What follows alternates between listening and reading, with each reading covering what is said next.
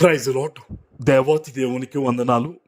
ప్రభు నామమున మీ అందరికీ నా ప్రత్యేకమైన వందనాలు, శుభాలు తెలియజేస్తున్నాను.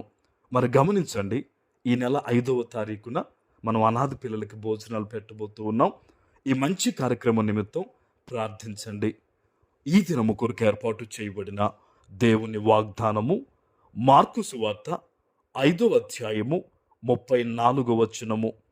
అందుకైన కుమారి, నీ విశ్వాసము నిన్ను స్వస్థపరచెను, సమాధానము గలవానివై పొమ్ము, నీ బాధ నివారణ అయినై నీకు స్వస్థత కలుగునుగాక అని ఆమెతో చెప్పెను. దేవుని నామానికి మహిమ కలుగునుగాక.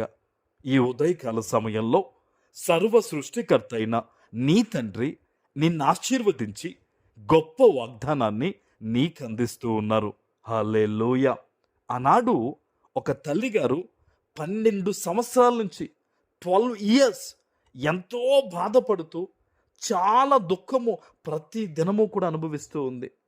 ఆనాడంట ఆమె అనేకమైన వైద్యుల దగ్గరికి వెళ్ళిందంట, ఎంతో ఖర్చు పెట్టిందంట, కానీ ప్రయోజనము లేక మరింత సంకటపడేను అని లేఖనంలో ఆ తల్లి బాధను మనం చూస్తూ ఉన్నాం.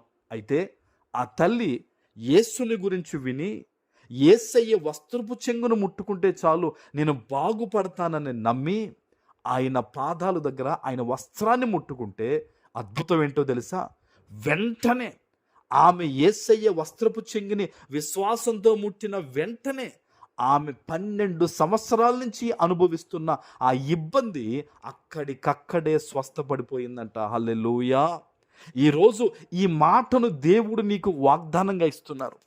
బహుశా నువ్వు అనేక సంవత్సరాల నుంచి బాధపడుతూ ఉన్నావేమో. అది ఏ రకంగా అయినా సరే, ఏ ఇబ్బంది అయినా సరే, ఏ సమస్య అయినా సరే, నువ్వు ఎందులో ఏ విషయంలో నలిగిపోతూ ఉన్నావో దేవుడు చెప్తూ ఉన్నారు, ఈ నూతన నెలలో అడుగుపెట్టిన నీవు కూడా అనుకోని రీతిలో, అద్భుతమైన రీతిలో నీవు స్వస్థపడబోతూ ఉన్నావు.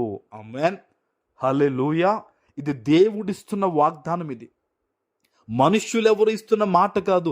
ఇది సజీవమైన దేవుడు నీ ప్రార్థన చూచి నిన్ను బలపరుస్తూ ఇస్తున్న వాగ్దానం. ఇది నీలో నూతనమైన జీవము రాబోతూ ఉంది. నువ్వు అభివృద్ధి చెందబోతూ ఉన్నావు. ఏదైతే ప్రాబ్లం ఉంది అని నువ్వు అనుకుంటున్నావో అద్భుతమైన రీతిలో దేవుడు ఆ ప్రాబ్లంని ఆయన సాల్వ్ చేయబోతున్నాడు. ఆమేన్. ఆనాడు ఆ తల్లి కూడా భయపడింది. అక్కడ ఎవరన్నా చూస్తే ఆమె అన్క్లీన్ అని చెప్పి ఆమెను బహుశా శిక్షిస్తారు. కానీ యేసయ్య మీద విశ్వాసంతో ప్రాణాలకి తెగించి వెళ్ళి ఆ వస్త్రపు చెంగును ముట్టుకుంది. ఈరోజు నువ్వు కూడా ఎక్కడి నుంచి ఈ మాటను వింటూ ఉన్నావో దేవుని సన్నిధిలో ప్రార్థించు. తండ్రి, నీవు మాత్రమే నన్ను స్వస్థపరచగలవు, నీవు మాత్రమే నన్ను నా సమస్తాన్ని అభివృద్ధిపరచగలవు, నీవు మాత్రమే ఇవ్వగలవు ప్రభువా దీవెన. ఇదిగో తండ్రి, నేను నమ్ముతున్నానని నీవు గనక ప్రార్థన చేస్తే, నీవు గనక దేవుని మీద ఆధారపడితే ఈరోజు అద్భుతమైన రీతిలో ఆ కృప నీ మీదకు రాబోతుంది. ఎంత ఆశ్చర్యం అండి. ఎంతోమంది వైద్యుల దగ్గరికి వెళ్ళి ఎంతో ఖర్చు పెట్టుకున్న ఆమె యేసయ్య వస్త్ర చెంగు ముట్టుకుంటే వెంటనే స్వస్థత పొందుకుందంట. ఈరోజు నీ జీవితంలో ఇప్పటిదాకా నువ్వు అనేకమైన ప్రయత్నాలు చేసి అలసిపోయి ఉండొచ్చు. ఈరోజు ఈ వాగ్దానాన్ని నువ్వు నమ్ముట ద్వారా, నమ్మి ప్రార్థన చేసుకున్నట ద్వారా యేసు నామంలో నీకు స్వస్థత కలగబోతూ ఉంది. ఆమేన్. ప్రార్థన చేసుకుందాం. పరిశుద్ధుడా, నీతిమంతుడు అయిన తండ్రి, మీకు వందనాలు.